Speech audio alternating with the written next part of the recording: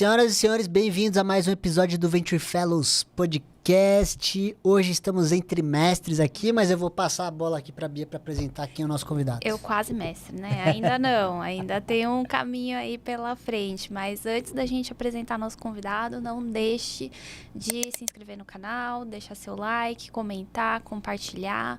Super importante para a gente esse feedback de vocês. E hoje estamos aqui com o Andrei. Seja muito bem-vindo. Obrigado pelo convite aí, Milton, colega, veterano, né? Daria pra dizer assim. Meu bicho.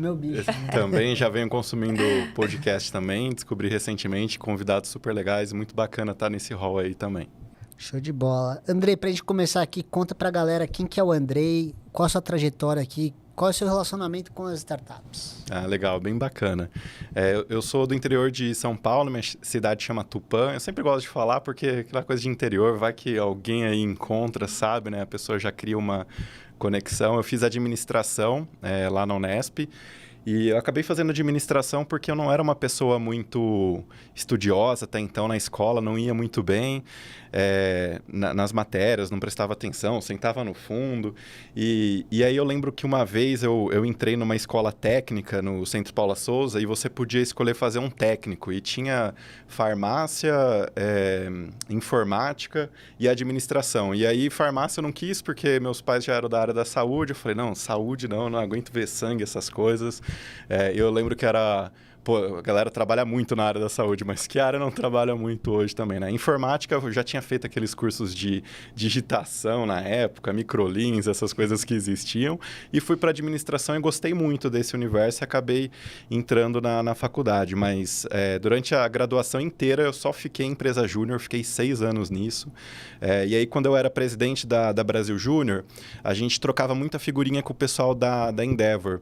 E aí, o pessoal chamava a gente para participar dos eventos. Na época, eles faziam aqueles eventos CEO Summit, Day One, e eram em lugares muito legais. E aí que eu comecei a ter contato com o mundo do empreendedorismo e falei, cara, tá aí um negócio muito legal para se trabalhar com startups, quero começar minha carreira com isso. Aí eu conheci um sócio da Ace Aceleradora, estava começando, ele tinha sido de empresa júnior também, fui pedir um estágio para ele na cara dura. Mandei um e-mail, ele chamou para tomar um café, na outra semana eu comecei lá com ele, nem sabia o que eu ia fazer, mas foi muito legal porque aí estava criando uma área para fazer projetos para grandes empresas, e aí eu iniciei minha carreira trabalhando com inovação aberta, fazendo projetos com BTG Pactual, Braskem, BAS, Finatura, Randon e uma série de outras grandes empresas que queriam se conectar com startups. Aí fiquei uns quase 3 anos na Ace, foram uns 30 projetos, foi bem legal. Depois eu fui do iFood no time de novos negócios. Aí o iFood já era grande, quando entrei lá já tinha umas 5.000 pessoas, mas foi bem legal porque eu entrei na pandemia e o iFood quase assim, dobrou a quantidade de restaurantes, colaboradores, foi um crescimento muito legal e a missão da nossa área lá era fechar parcerias para ajudar os restaurantes a crescerem, né? Então a gente tinha parcerias com startups, desde fintechs, startups de energia, marketing, varejo, mas também tinha parcerias com empresas tradicionais, né? Como Supergasbras, dava super certo, Leroy Merlin, Vivo. Foi um negócio bem legal. E aí a gente fechava essas parcerias, levava para os restaurantes conseguirem crescer e superar ali e vender mais na pandemia também. E aí nos últimos 2 anos eu passei no Cubo, o hub de inovação do Itaú. Eu tinha o papel lá de selecionar as startups e também cuidar de toda a gestão dos parceiros que queriam se relacionar com as startups. O Cubo tem umas 500 startups associadas e aí eu acabei tendo bastante contato com empreendedores no dia a dia também. E, em paralelo, a gente vai tendo aí a trajetória acadêmica, né? Fiz uma especialização em TI na Poli e terminei agora recente o mestrado profissional em empreendedorismo lá na FEA. Muito legal. E você emendou, né, uma pós com um mestrado, né? Não é um movimento muito comum que a gente vê, né? Como que foi esse processo de decisão? Ah, legal. Bom, a primeira pós foi meio que por pura necessidade mesmo. Os sócios da Ace, eles tinham uma parceria bem grande com a SPM, a maioria era professor lá, e eles tinham um curso em conjunto de negócios digitais e eles iam colocando os colaboradores para dar aula. Só que aí, para dar aula na SPM, você tinha que ter uma pós-graduação. E aí eu tive que pesquisar uma pós, achei uma especialização, eles chamavam de MBA na Poli, achei a grade animal, tinha, sei lá, coisa de cloud, redes, infraestrutura, segurança. Eu falei, essa pós aqui é enough. Entrei lá na Poli, não entendi nada, sofri para passar, passei assim com aquele famoso 5 bola da Unesp, fazendo o mínimo que tinha. A maioria da turma era tudo engenheiro que trabalhava na Disney, na Globo, e a galera era muito técnica, mas serviu para cumprir a tabela. E aí, quando eu terminei essa especialização, eu comecei a ver bastante gente falando do mestrado profissional em empreendedorismo. O Milton tinha uns conteúdos sobre, tinha um outro ex-colega, o Adriano, também fez a indicação. Aí eu comecei a ver o perfil dos alunos e, sei lá, tinha o Daniel Grossi, da Liga Ventures, o Felipe Matos, que foi presidente da B Startups. Aí comecei a ver, tem um networking legal, a gente paga imposto para isso, você não vai gastar nada para estudar. Dei uma olhada nas teses, também achei as pesquisas animais, acho que é um conhecimento que pouca gente associa, né? Você pega, por exemplo, se você trabalha com inovação aberta e vai ler a tese do Grossi, que ele mapeou 300 programas de inovação aberta, é sensacional. Ou se você quer começar a investir em startups e ler a tese do Milton, cara, não precisa ler mais nada, sabe? Tipo, tá ali mastigado o negócio. E isso até se tornou uma grande fonte de conhecimento que eu tenho. Então, acabou sendo quase que um processo natural, assim. O primeiro foi mais pela dor, o segundo foi um pouco mais pelo amor, assim, o mestrado. A gente é fã do MPE, né? Sim, o MPE é muito top. Sou suspeito para falar do MPE e da FEA USP, né? E falando um pouquinho dessa dinâmica do MPE, do mestrado e do mercado de trabalho, acho que você, tanto eu, deve saber que a gente vê muitas críticas em que o mercado fala a academia está muito distante do que é feito no mercado. E a mesma coisa do mercado fala assim, mas a academia aqui também... É um jogando, apontando pro problema do outro, né? Só que eu vejo de uma maneira diferente, não sei você. No meu caso, o mestrado teve uma aplicação prática muito evidente, foi aplicado lá no FEA Angels e ele é utilizado até hoje. E na sua dissertação, no seu desenvolvimento, né? O que você aprendeu nesse processo e como você usa ele a seu favor no seu dia a dia, na sua profissão, na sua atuação profissional? Eu vou só fazer um adendo antes de você responder, peço até desculpa, mas isso é uma visão muito do Brasil, né? Se você vai ver como que funcionam os processos de pós-graduação lá fora, de um mestrado, de um PhD, a visão nos Estados Unidos, pelo menos, é totalmente diferente dessa, né? Então, só fazendo nos esse Estados Unidos, parênteses. se você experimenta colocar PhD no LinkedIn, você vai ver a quantidade de oportunidade profissional para PhD que os Estados Unidos têm para trabalhar em empresa. É impressionante. Tem muita coisa. Aqui a gente não vê a oportunidade para doutor. Putz, Difícil. Mas é uma curiosidade. Mas então, conta aí pra gente aí como legal. que... É um baita dilema, é difícil. Eu tento ter uma visão mais prática. Eu já brinquei que, cara, você paga imposto para isso e só pela meia carteirinha vale a pena, quando eu tô zoando, assim, brincando. Eu já me vi na posição de criticar a universidade também, principalmente quando eu estava na empresa júnior, que a gente fazia muito projeto prático, né? Eu falava, putz, mas as coisas aqui da sala de aula não ajudam tanto, mas eu lembro que vários projetos lá da empresa júnior a gente consultava as principais referências de marketing, logística, RH, ia na fonte lá coisas de Kotler de marketing, do Chiavenato de RH, Asaf Neto de finanças, ia lá na fonte e pegava. Então, sempre parte muito do próprio aluno, né? Fazer a sua formação e ir atrás. E aí, acho que com o tempo você vai amadurecendo, você para de criar essa crítica. E para mim, no mestrado e na especialização também, a minha pesquisa foram totalmente práticas, assim. Eu lembro que a minha pesquisa lá na Poli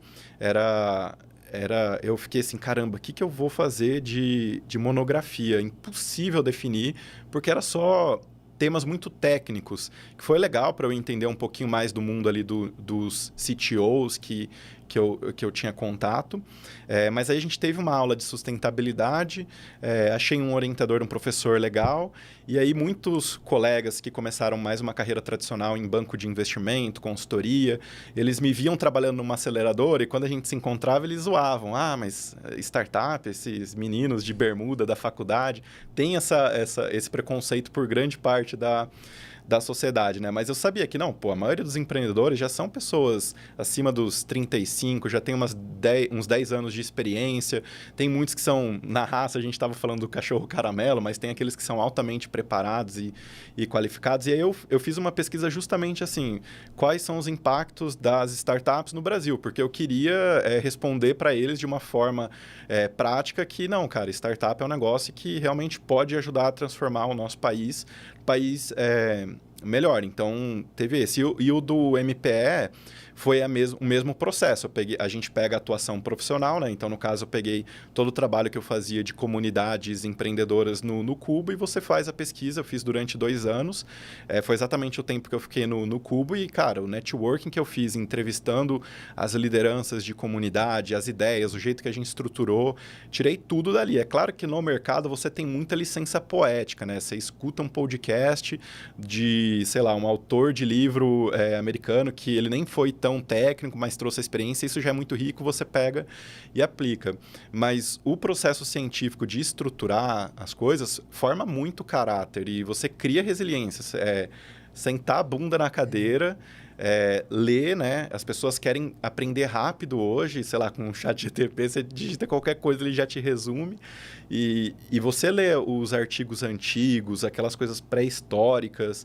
É gostoso também você ver como os fundamentos eles não mudam tanto. E você organizar tudo isso é muito parecido com um deck de captação, né? O problema, por que você está fazendo isso, né? O tamanho ali da oportunidade, qual que vai ser o objetivo, aí no que você se embasou, o que você aprendeu, o que você concluiu, próximos passos. Esse processo é puro problem solving, assim, se você for ver, para qualquer projeto, consultoria, você tem que aplicar ele, né? Então, eu acho que, às vezes, as pessoas criticam porque dá muito trabalho, é mais conveniente, Total. É mais fácil. Tanto é que tem gente que desiste no meio, né? Exato, mas forma caráter. E eu acho que o mercado de pós-graduação superior no Brasil é muito grande e virou um segmento muito promissor, tem vários negócios que crescem.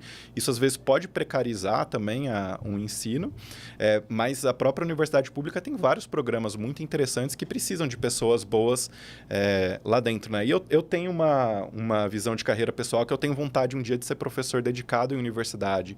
Eu acho que é um trabalho super legal, nobre, você gera um impacto perene por muitas e muitas gerações e é um ambiente que precisa de gente boa. Então, eu também vejo como, assim, é um plano B, assim, sabe? Tô no mercado hoje, tô lá trabalhando, pretendo continuar na profissão, mas você vai estudando em paralelo, a hora que você viu, a maioria das pessoas não estudaram nada, você foi lá e terminou, sabe? Num sopro, assim, já conseguiu concluir. Então, eu acho super positivo no final do dia. Eu gostei do que você colocou, que o ato de fazer o mestrado, ele é muito semelhante a fazer um pitch deck, né? De fato, porque você tem que procurar um problema, achar um problema, propor como que você vai resolver esse problema e descobrir depois se faz sentido ou se não faz, né? E o ponto do mestrado é que, para mim, ele é talvez até um pouco mais difícil que empreender. O pessoal pode até me julgar. Mas porque o conteúdo é tão extenso, é tão infinito, que é difícil você ter uma resposta final com tanta coisa rolando, né? Então, você, de fato, você sai da zona de conforto porque você desenvolve um raciocínio analítico, uma visão tão diferente, que você tem que falar assim, eu vou terminar esse mestrado a hora que eu não estiver mais aguentando de jeito nenhum, né? Pelo menos eu fui vencido pelo cansaço, graças a Deus consegui terminar o meu e fui até indicada a ganhar um prêmio, então foi super bacana a experiência. A minha visão é que você achar uma lacuna, e principalmente hoje, né, o tanto que a gente já teve de avanço, de pesquisa, no cenário atual que a gente vive, para você achar uma lacuna, não é fácil. Eu brinco que a chegar na fronteira da ciência. Eu lembro até o dia que eu cheguei na lacuna que eu uso hoje, né, na minha dissertação, que eu falei pra ele assim, meu Deus, eu cheguei na fronteira da ciência, quase que eu morri. A sensação é essa, porque você não é assim um conhecimento raso, não é com uma leitura de 2 ou 3 artigos, é pra você achar exatamente onde tá aquilo, é uma leitura, né, um estudo que chega ao ponto da exaustão. E depois você se mata pra fazer aquele trabalho e você sabe que ainda não cobriu tudo, né, porque Exato. É um negócio e quanto mais você vai pesquisando, mais você vê que ficou incompleto. Isso. E a sua comparação com o empreendedorismo é bem válida, o Milton. E eu acho que assim, o empreendedor, né, ele tem o melhor e o pior dia no mesmo dia. E ele tem muitas fontes de inspiração também. Ele tem muitos cases de sucesso, ele tem muitos contatos, mentores, oportunidades. Hoje você tem um ecossistema de apoio ao empreendedorismo fascinante e fantástico. Claro que é bem desafiador ser empreendedor. Quando você está na academia, por exemplo, não é um ambiente que você vai ter tanto suporte. Você não vai ter tantas pessoas dispostas a te ajudarem de uma forma tão prática. Hoje eu adoro fazer mentoria com pessoas que estão fazendo ali suas dissertações, monografias, ou até de teses eu já fiz algumas também, porque as pessoas acabam tendo dificuldade em emplacar a rotina de fazer a pesquisa, porque muitas vezes ela acaba sendo meio morna para a pessoa, né? Aí acho que além de encontrar essa lacuna, né, o que não foi muito pesquisado, eu também vejo que tem a parte de você ter um tema que você realmente tem muito interesse, porque no final do dia, eu lembro que os momentos que eu fiquei mais energizado eram assim, cara, que legal esse conteúdo, que da hora esse artigo, puta que pariu, a gente tá assim, eu lembro, a gente tá em 2020, a pessoa escreveu isso daqui em 1900 Você achou o market fit? A gente achou esse artigo de 1970, inacreditável, e aí você vê o jeito que a pessoa escreveu, e aí às vezes a academia ela acaba sendo um ambiente hostil. Porque se você vai pegar uma orientação profissional com alguém, né, um pesquisador, geralmente ele tende a destruir o seu trabalho, que você fica muito desmotivado, né? É quase as qualificações. Você sai de lá com muito cascudo e resiliente, quase querendo desistir e recomeçar. Só que no ambiente empreendedor, claro, tem gente que dá esporro, perde a noção, é um pouco sem tato, mas ainda assim é um pouco diferente. O empreendedor às vezes gosta de tomar umas porradas. Quando você está na academia, você tem um papel... várias dessas mentorias que eu faço com colegas, é muito mais um negócio de motivação. Às vezes, cara, falta pouco, você já chegou até aqui, não abre mão disso. Aí eu acabo dando umas dicas práticas ali, porque é totalmente factível você conseguir cumprir os prazos lá. A USP mesmo e várias universidades têm aqueles hiatos de período sem aula, né? Dezembro, janeiro, fevereiro, julho. E fora isso, geralmente você já pode ir pegando créditos especiais, matando crédito com artigos que você escreve do seu relato profissional. Eu lembro que teve um congresso da Amprotec, eu escrevi um relato sobre como funcionava o cubo, submeti, aprovou, e aí eu lembro que várias reuniões que eu ia ter de parcerias, eu mandava esse relato antes da reunião para a pessoa já chegar preparada, e foi um negócio que me ajudou. E publiquei uns 3 relatos técnicos, só sentando e escrevendo experiências práticas. Então, isso tudo eu economizei, sei lá, uns 15% de crédito. Aí você já faz uns 15% de créditos antes. Aí você vai fazendo uma disciplina e aí tem esses hiatos, você vai ver, você tem quase um ano, assim, de tempo livre para escrever o projeto. É que aí, às vezes, as pessoas deixam para a última hora, né? E não vai... E é um processo muito criativo, né? Você tem ali o flow... E se você congela, é muito parecido com... A gente estava falando um pouquinho de atividade física, né? A hora que você para, é muito difícil voltar. Mas a hora que você emenda, você não quer parar, né? Porque você começa a pensar, estruturar e começa tendo ideias, já vai pensando em próximas pesquisas e é momentum, né? Você emplaca e embala, né? Bom, Andrei, você contou pra gente então, né, do primeira trabalho de conclusão que você fez, que foi sobre os impactos que as startups geravam do ponto de vista das ODS, né, da ONU. Você comentou um pouquinho que você buscou, né, fazer uma pesquisa bem prática, mas comenta um pouco então dos resultados, né? O que você achou de principal nesse sentido? Legal, essa foi uma pesquisa bem embasada porque eu queria, de uma forma muito proprietária, conseguir responder que, cara, startups é uma baita ferramenta de transformação social, isso daqui pode mudar o nosso país, mas não só no sentido de sustentabilidade e tal, mas de realmente competitividade, crescimento econômico, geração de emprego, renda e por aí vai. E parte dessa motivação era por pessoas próximas que me viam trabalhando numa aceleradora e falava, puta, mas você foi trabalhar numa aceleradora? O que é isso? isso? Você faz site, aplicativo?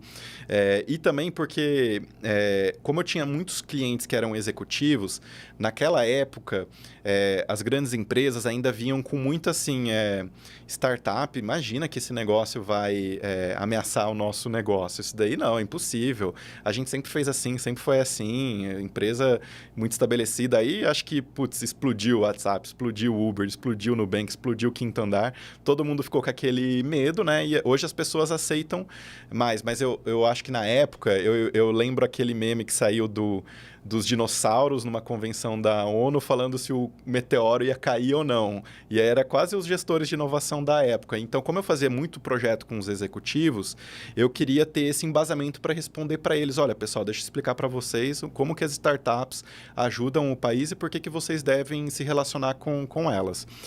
E aí eu peguei uma amostra, na época eram eu consegui levantar umas 10 mil startups, porque assim, apesar das bases de startups da época davam umas 15 mil startups no Brasil, isso daí era lá por volta de 2017, quando você pegava essas 15 mil startups, aí você rodava lá uma extensãozinha de quem que atualizou o site no último ano, ou quem que você achou os founders no LinkedIn, e eu estava acostumado a lidar com um volume muito grande de startup avaliando, porque em um dado momento lá na ACE me colocaram para avaliar as inscrições dos programas, e era muito grande a demanda, né? Então eu era fascinado em pegar uma base, rodar um crawler, puxar tudo lá e ficar estudando toda a base inteira, né? Eu consegui chegar em umas 10 mil startups, tirei uma amostra lá bem representativa de quase 450 startups e para cada uma delas eu criei um índice junto com um orientador que era uma pessoa muito boa, ele foi todo responsável pela implementação de agenda sustentável em várias prefeituras do Brasil,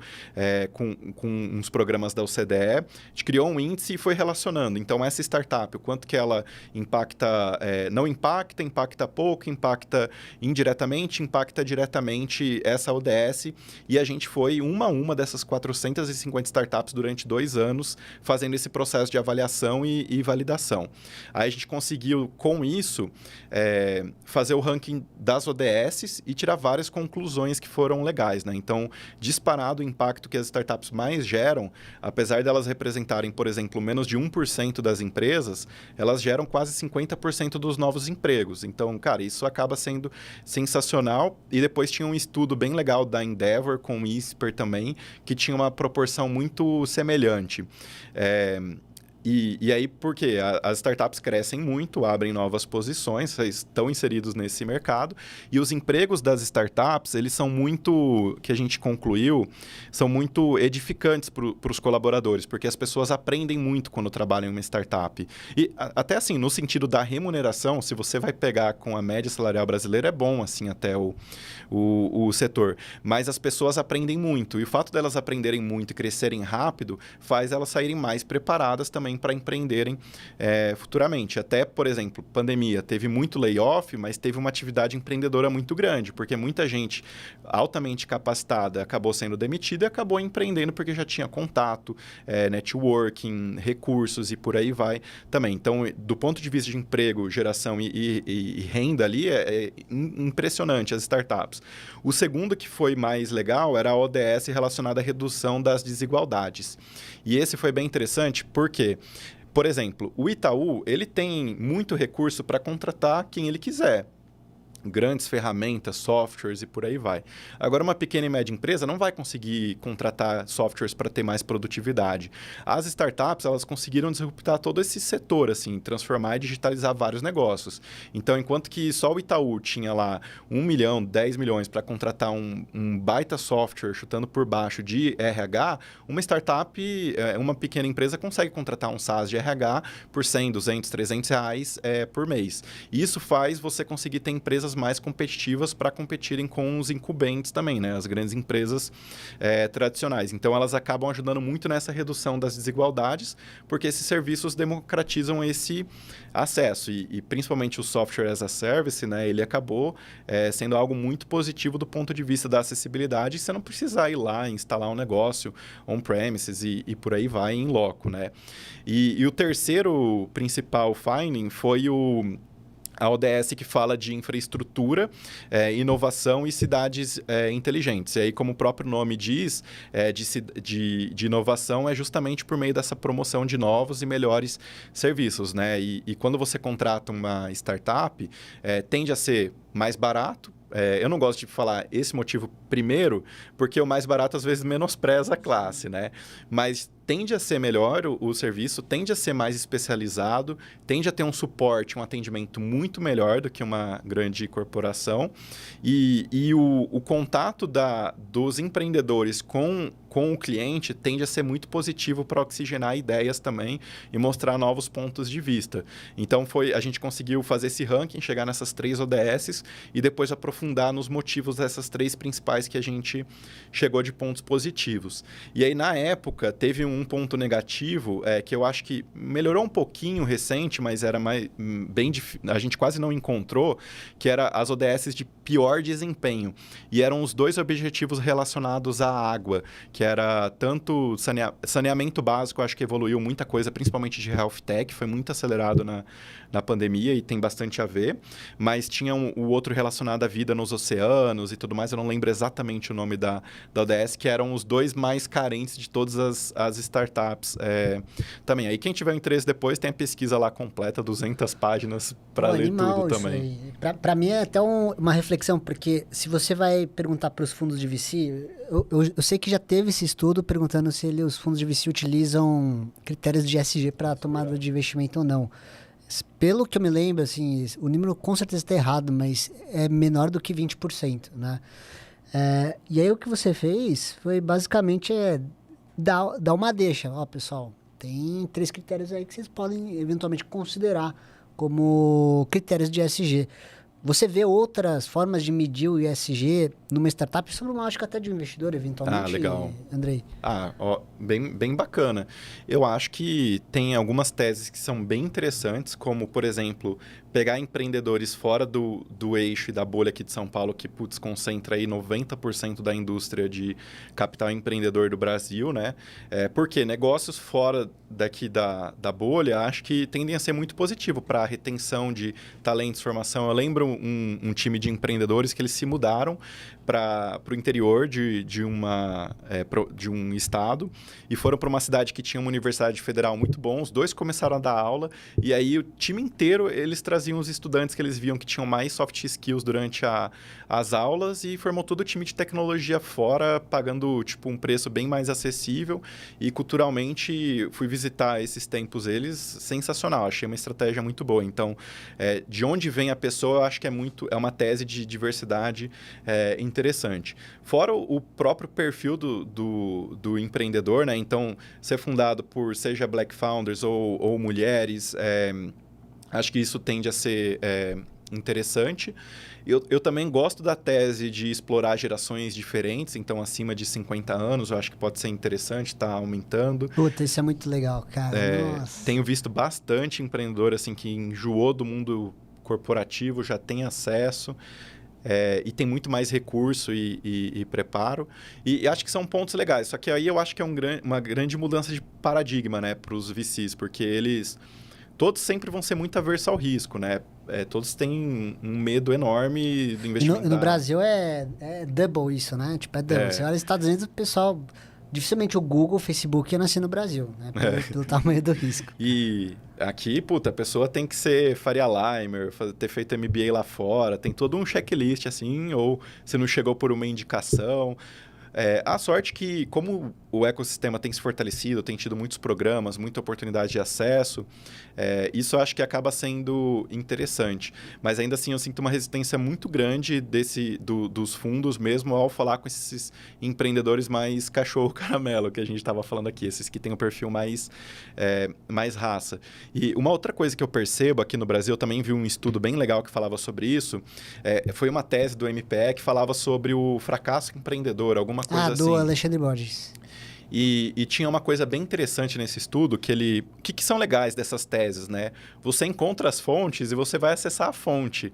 E uma dessas fontes que eu achei no estudo dele falava sobre o perfil do empreendedor americano, que ele descontinuava muito a startup, que ele não tinha apego e assim, dane-se, vamos para a próxima. E o brasileiro não, é muito apegado e não desiste nunca. Tem até a piada, né? O brasileiro não desiste nunca.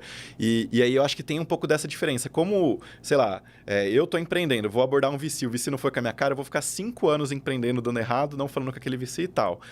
O do americano, não. Ele não deu errado naquela, foi para a próxima, já tem uma desculpa boa para falar com o VC, descontinue aquela, tô com uma nova ideia, tal. E acho que isso faz acelerar a curva de aprendizado dele, porque o nosso aqui a gente acaba tende a ser muito apegado, e por isso que eu acho que tem várias startups que às vezes acabam andando de lado também, porque o brasileiro ele acaba tendo esse apego muito grande até da sobrevivência do negócio, sabe? Vamos manter respiração por aparelhos, quando que às vezes se matar e começar uma outra seria bem melhor também, né? Não, muito legal. A gente... É legal porque isso conversa com muito do que a gente tem falado aqui, né? Com a própria Ingrid, com a Júlia, com o Léo do Iporanga. Então, é algo que a gente vê com recorrência, a quarta vez que a gente conversa com um convidado aqui que fala dessa questão, desse perfil do empreendedor brasileiro, que é o empreendedor raiz lá, da sobrevivência, que se coloca lá na sua mestrado. E tá na academia também, então Exato. Tá lá, né? Legal. E falando um pouquinho agora sobre a sua dissertação, né? Que foi sobre o impacto das comunidades no ecossistema empreendedor brasileiro. Quando a gente estava discutindo, né, a sua pauta, acho que a primeira pergunta foi exatamente o que é uma comunidade, né? Porque pode ser uma rede de anjo, pode ser uma associação, o que caracteriza uma comunidade? Ah, legal. Não, bem bacana. Do ponto de vista mercadológico, acho que para simplificar, qualquer grupo interessado com objetivo em comum já configura uma comunidade. E geralmente os objetivos em comum vão ser para que todas as pessoas que fazem parte tenham sucesso e êxito dentro do que eles acreditam ser isso, né? Só que aí quando a gente vai para a academia, tem alguns protocolos que você precisa seguir e delimitar, né? Então, e foi um processo gostoso de descobrindo isso, né? Porque como eu estava com a atuação profissional de uma comunidade empreendedora no Cubo, é uma comunidade, mas é uma comunidade fechada, tem um processo para entrar. Tem a governança e as diretrizes do próprio Itaú. A gente manda e desmanda, faz o que quiser, é meio ditatorial. E tem ótimas vantagens, porque você não dá espaço para intriga, conflito de ego, politicagem. É assim que funciona, desse jeito, organizado, pá.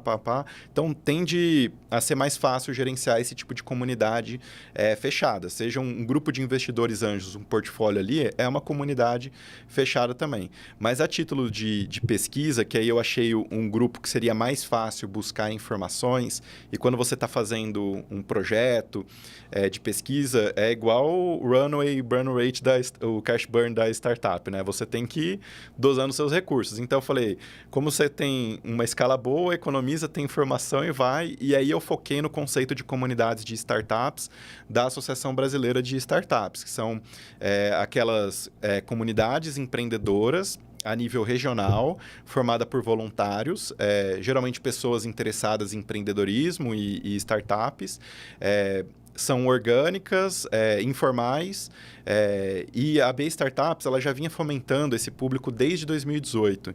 Então, já tinha muita informação disponível, só que não estava na academia, só tinha publicado em site, eventos.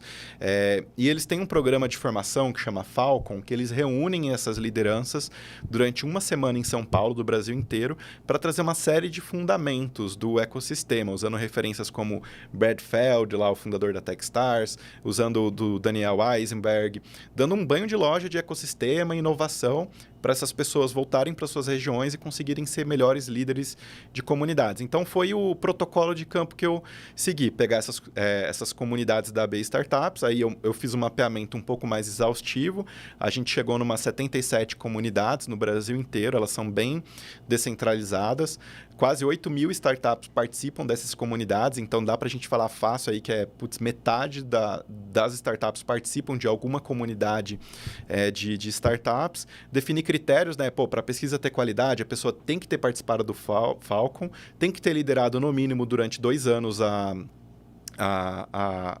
a comunidade, e tem que ser entre esse intervalo aqui, de 2015 a 2020, pelo menos, para manter uma certa isonomia. Aí a gente fez 14 entrevistas em profundidade, semi-estruturada, né, mais um guia ali, para perguntar por que vocês criaram, o que é a comunidade para você, por que vocês criaram, quais são os desafios, as boas práticas e como que você ajuda o ecossistema em cada um dos pilares que existem de atuação do ecossistema, né?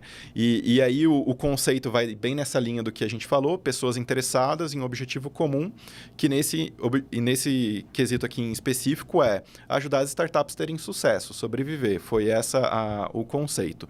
Por que vocês criaram?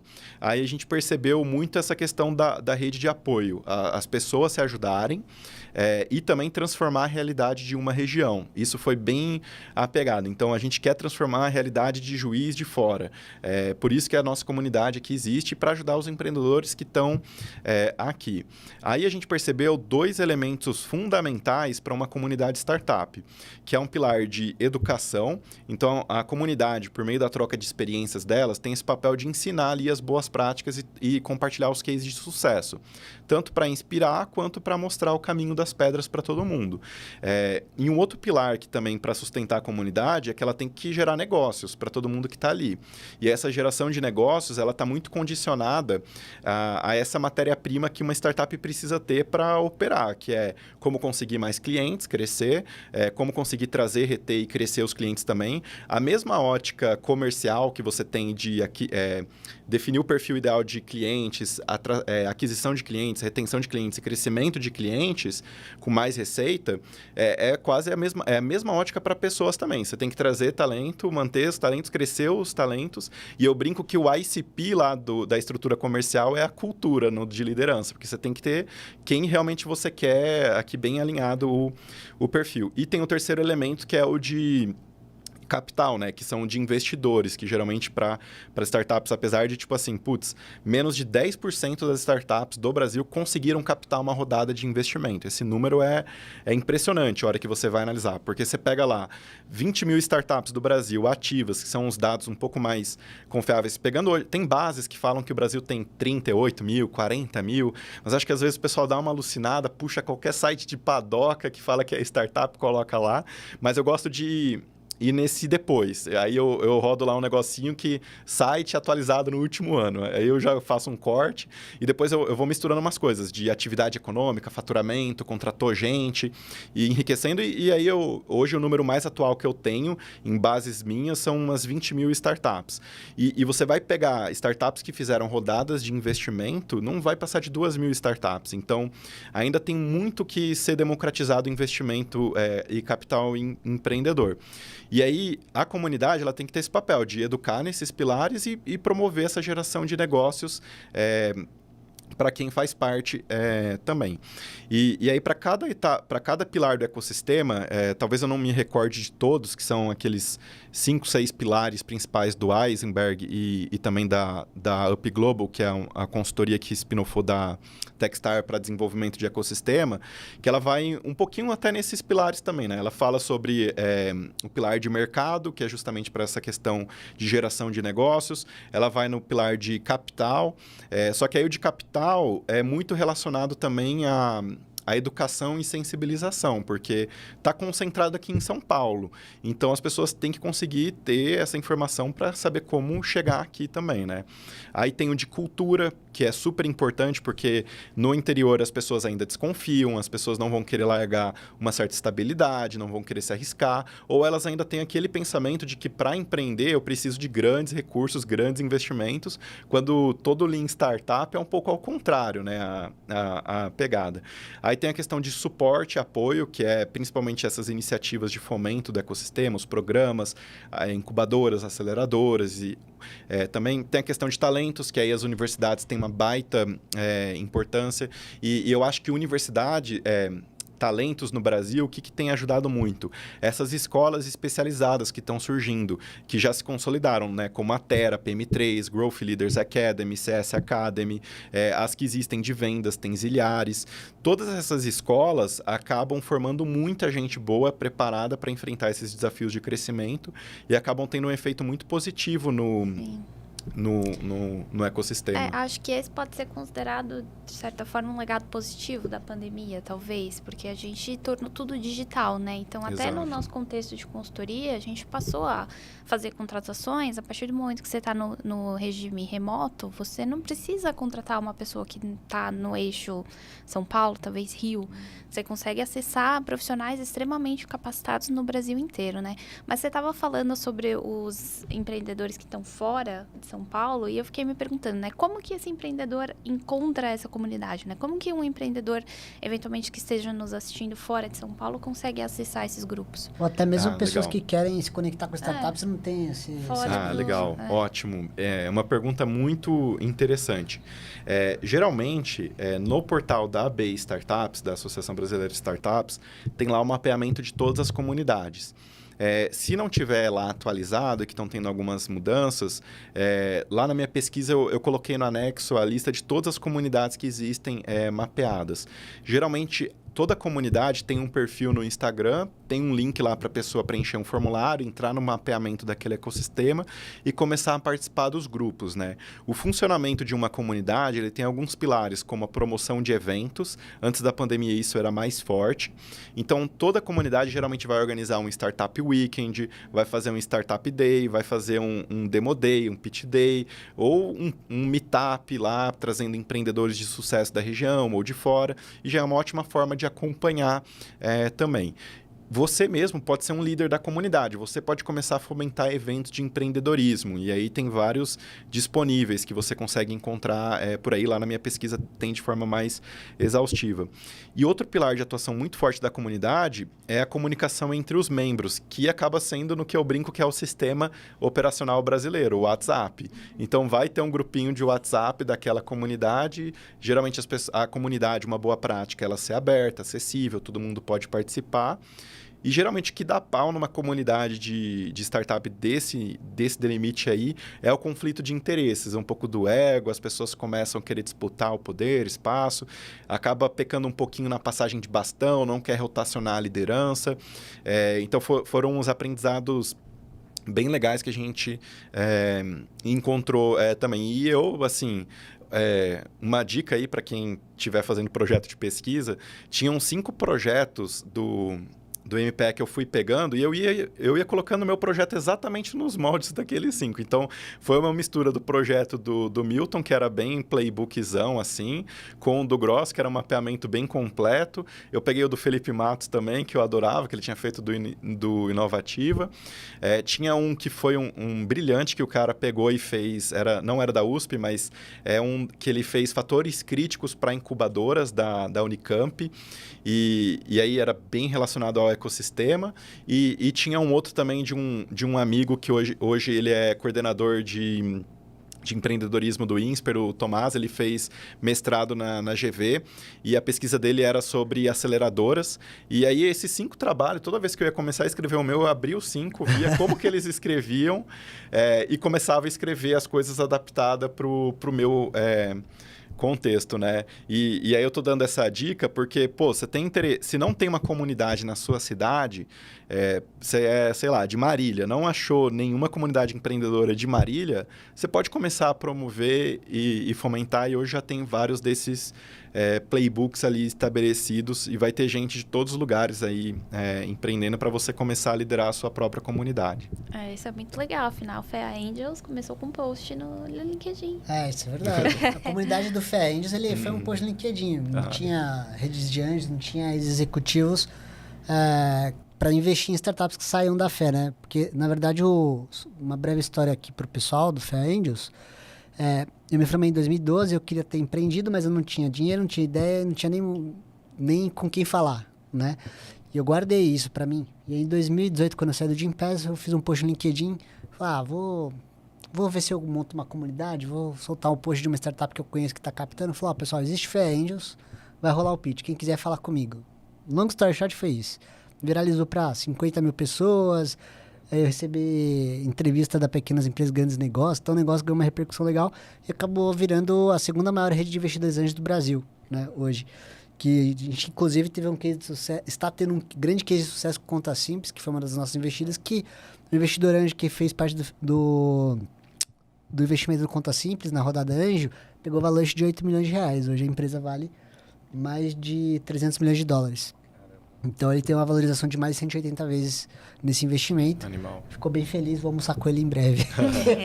Falou que vai pagar o almoço, pô, pelo menos.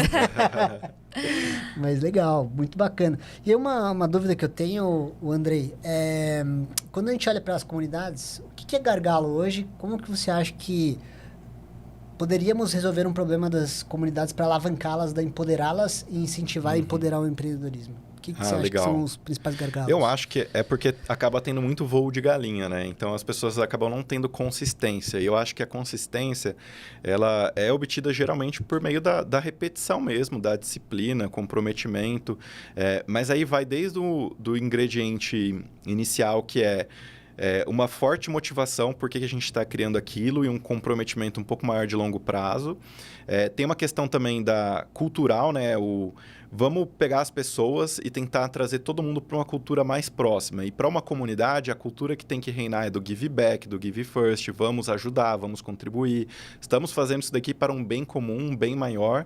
E porque realmente queremos apoiar uns aos outros. A gente tem que toda hora fomentar isso, né? E eu acho que a Endeavor faz isso brilhantemente. A todo momento eles falam quanto que eles estão doando horas, retribuindo para o ecossistema retroalimentar. Então, muitas comunidades, elas já começam fazendo um evento, vai e acabou. E o evento é só a ponta do iceberg, né?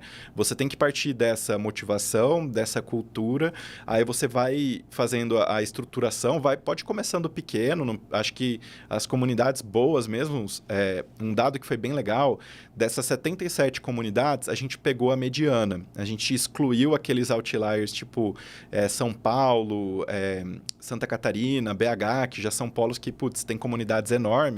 E uma comunidade de startups no Brasil, a mediana é 27 startups que participam.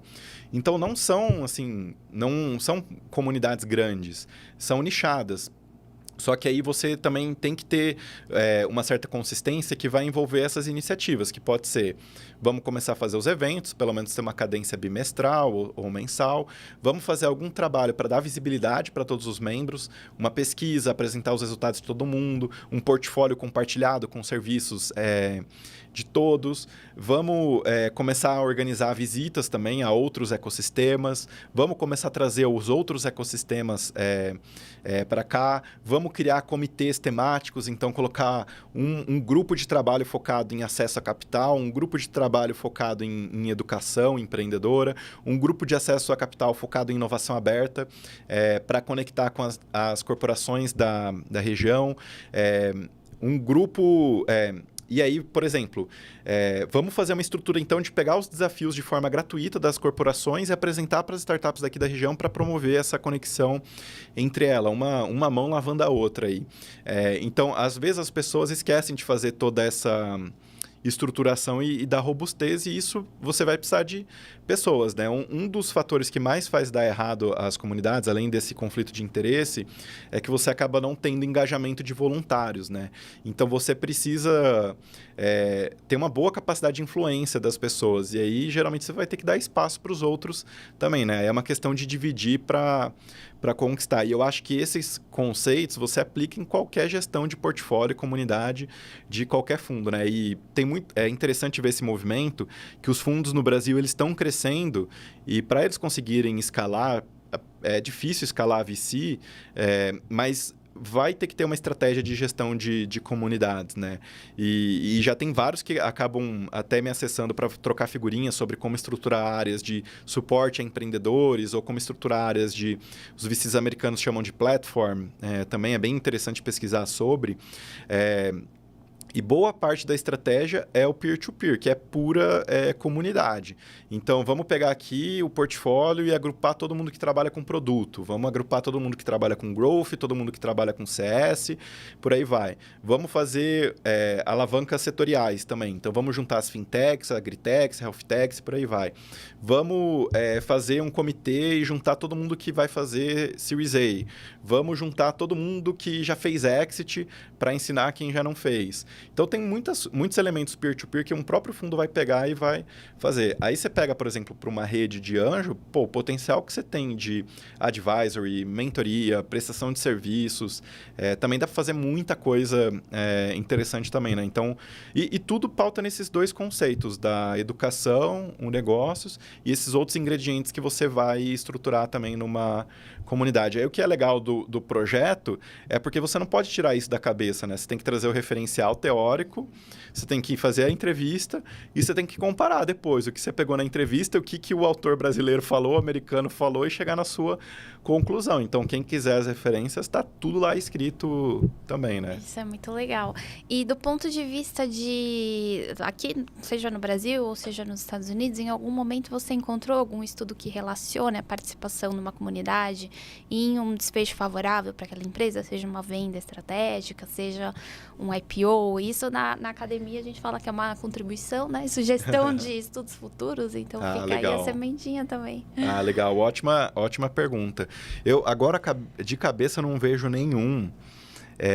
Eu lembro alguns de aceleradora que eu vi que falava que não tinha feito tanta diferença estar na aceleradora, mas é que eu acho que é outro papo, porque o Brasil teve esse boom de aceleradoras, depois acabou dando uma diminuída, e como eu acho que os fundos VCs tiveram que descer na cadeia também, e surgiu uma série de outras iniciativas de educação, conteúdo, ficou caro ir para uma aceleradora, né? Pouco dinheiro para muito equity, para uma commodity que vai ser o conhecimento que, às vezes, com outro empreendedor, outros programas, esse boom de infoprodutores também que ajudou as pessoas, aumentaram o consumo de cursos e educação digital.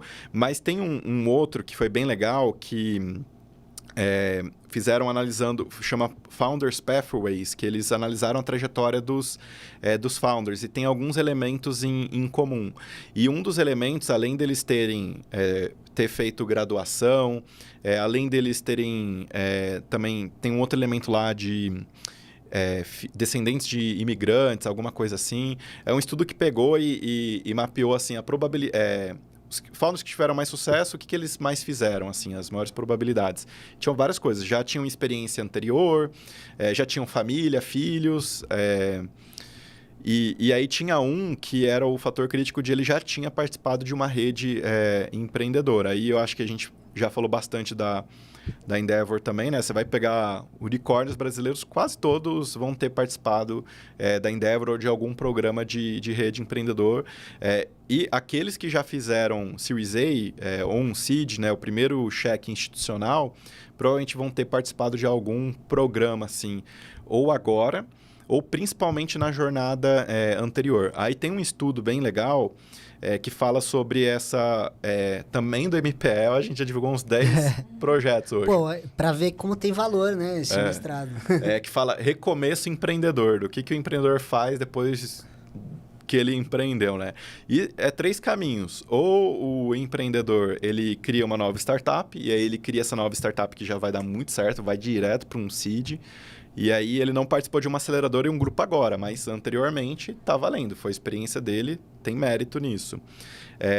Ou ele vai ser investidor anjo, ou criou um próprio fundo dele também, principalmente aqueles que tiveram altos retornos, ou ele vai virar executivo. E como o Brasil teve um boom de M&As também, que aumentou muito durante a pandemia, nos últimos anos deu uma normalizada, mas teve muito M&A, e é muito comum você ver empreendedor que acabou virando executivo também em grandes empresas. E aí todos esses, eles passaram por programas e iniciativas que tiveram essa relação com comunidade empreendedora, né? É consenso que o empreendedor ele acaba tendo essa rede de apoio, informal ou formal, às vezes mais orgânica e inorgânica, mas com outros empreendedores ou com outros mentores também que participaram desse processo. Muito bom. E aí, tem uma dúvida que eu queria tirar com você, Andrei, no seu estudo, que eu sei que você falou sobre isso. Qual a diferença em termos de propósito das comunidades, quando a gente trata das comunidades brasileiras startupeiras e as comunidades startupeiras lá dos Estados Unidos? O que tem de diferença de propósito, de perfil delas, entre elas? Legal. Muito bacana. No mercado americano, como já se tem uma digitalização muito maior, as boas práticas que eles trocam já são muito drivadas para crescimento, assim, para o que a gente tem que fazer para dar muito certo, para captar mais dinheiro, melhorar essa retenção, rampar talentos aqui dentro. O pessoal já vai direto assim para desafios práticos, porque eles já estão num outro patamar, né? A indústria de venture lá já começou na época dos incumbentes tech, das big techs de hoje, né? Então eles já estão anos-luz na frente. Aqui a gente ainda tem um trabalho muito assim de fazer as pessoas acreditar, entender o que é startup, conhecer o que é Lean Startup, acreditar que startup é um negócio que tem potencial. A indústria de venture está sendo formada, surgiram muitos grupos de anjo nos últimos anos, fundos novos, micros VCs, outras modalidades de apoio, programas. Então ainda tem um trabalho de fomento muito grande, que a pessoa, às vezes, ela está mais desesperada, como eu deixo de respirar por aparelhos e sobreviver. Então aqui a gente está ainda evangelizando, né? Lá o pessoal já está construindo, rampando e tudo mais. Então lá eles estão quase que reformando e expandindo edifícios. Aqui a gente está construindo as casas ainda, né? São as principais diferenças. E tem um aspecto cultural muito importante também, que a cultura latino-americana, de forma geral, ela é muito mais amistosa, calorosa, as pessoas são mais sentimentais, soft skills na veia, né? Os brasileiros são ótimos de venda, atendimento, trabalhos criativos, e os americanos já são bem mais pragmáticos, então não tem muito espaço para ego, são bem drivados para execução, direto ao ponto, eles são mais abertos a receber o feedback, já tem essa cultura da competição, de uma nação que forma campeões e não sei o quê, parece vai o Capitão América, assim. E do Brasil a gente não tem muito isso, né? No Brasil ainda tem muito essa questão da motivação, da inspiração, do ego, da vaidade. A gente acaba, às vezes, confundindo o negócio. É uma pessoa que é muito direta ao ponto, acaba sendo vista como grosseira também. Então, tem esse desafio cultural. E fora a regulação também, né? Que eu acho que é o calcanhar de Aquiles do ecossistema. Todos os pontos do ecossistema, eles são muito favoráveis aqui no Brasil. Tem ótimas condições, assim, bem propícias. E em questão regulamentar das coisas, mais jurídica, tributária e afins, é onde o bicho mais pega, assim, a carga tributária, impostos, a onerosidade que existe em todos os aspectos, tem aumentado bem. Tem um estudo que eu adoro, é uma das pesquisas que eu mais acesso constantemente, que é um estudo do BID, que eles fizeram uma caracterização do ecossistema empreendedor de startups, o Felipe Matos, que fez também junto com uma outra pesquisadora. E aí eles estudam todos esses pilares com desk research, né, pesquisas que já existem, e lá mostra esse cenário. E lá eles mostram a evolução dos projetos de lei nos últimos 5 anos, para ter tendências mais favoráveis. Aí você vai fazer os projetos, tem ótimas propostas, coisas bem interessantes também. Então, acho que quase tudo o cenário é bem favorável assim, para o Brasil. Eu, pelo menos, sou bem otimista tendo contato com isso. E já na realidade americana já não tem tanto esses problemas. Já é mais fácil descontinuar, já é mais fácil lidar com a dívida, com o fracasso. Aqui o fracasso ainda é um tabu, né? Sim. Se Jesus tivesse nascido no Brasil, meu Deus do céu. Aqui você não pode fazer erro, a galera já quer te matar e fica e pegando pesado no seu erro e tal. Lá não, pega bem você ter errado e ter fracassado. Então, é um negócio que a gente tem que mudar a mentalidade aqui no Brasil também. Bom, estamos chegando ao final. Infelizmente, passou muito rápido, mas para encerrar, a gente sempre pede para os nossos convidados indicarem um livro, uma série, um filme que tenham gostado. Então... Ou conteúdo, né? O conteúdo, artigo científico, a gente gosta também. A gente falou de muitos artigos aqui também, né? Mas tem um livro que eu acho ele muito legal e pouca gente indica, que chama Checklist da Startup, 21 passos para construir uma startup de alto crescimento. Não tem a tradução brasileira, é americano, mas o autor ele fez... 21 ou 25 capítulos, depois quem quiser pega, e ele trabalha cada um dos aspectos da jornada empreendedora. É um pouco parecido até com a disciplina do Marcelo do Laboratório de Inovação, que ele pegou o Customer Development e quebrou todo na jornada, mas ele já traz outros problemas pós market fit também, né? Então, ele traz várias coisas das rodadas, como que você se prepara, gestão de produtos, sucesso do cliente. E é um livro que eu consulto bastante, porque os capítulos são independentes, então você consegue acessar matar aquilo e já vai. Então, sempre que um founder me pede para falar de um assunto, eu vou lá, leio o capítulo rapidão, já me atualizo, entre e vamos conversar para eu ter um pouquinho de base também. Então, acho que esse livro é um dos que eu mais indico. E um outro tema que eu vejo que tem muito empreendedor que está estudando também, eu gosto de ver o que tem empreendedor estudando, é sobre estoicismo. Tenho gostado bastante, ajuda muito você a encarar a vida como ela não deixar o ego um pouco de lado, encarar os fatos, não ficar se justificando, trazer um pouco mais de leveza. O ideal seria todos os empreendedores fazerem terapia, né? Mas como tem uma grande resistência, a maioria acha que não é para isso, eles vão estudar sobre o Império Romano. Acho que é a noia aí, não sei se é um legado do patriarcado, o que é isso. Mas é bem legal os fundamentos do estoicismo, eu tenho gostado bastante de estudar. É um negócio que você vê, foi 3.000 anos atrás, 2.000 anos escreveram isso e o quão atual é também, né? Então eu tenho... são 2 recomendações que eu faço aí para quase todos os empreendedores também. Show de bola, André. Muito obrigado por ter aceitado o nosso convite de ter vindo aqui. Pessoal, espero que vocês tenham gostado desse conteúdo. Eu amo vocês, audiência. Então, por favor, retribui esse amor, compartilhando com seus amigos esse conteúdo maravilhoso. E deixa o joinha, segue aqui o canal. E vejo vocês no próximo episódio. Valeu, tchau, tchau.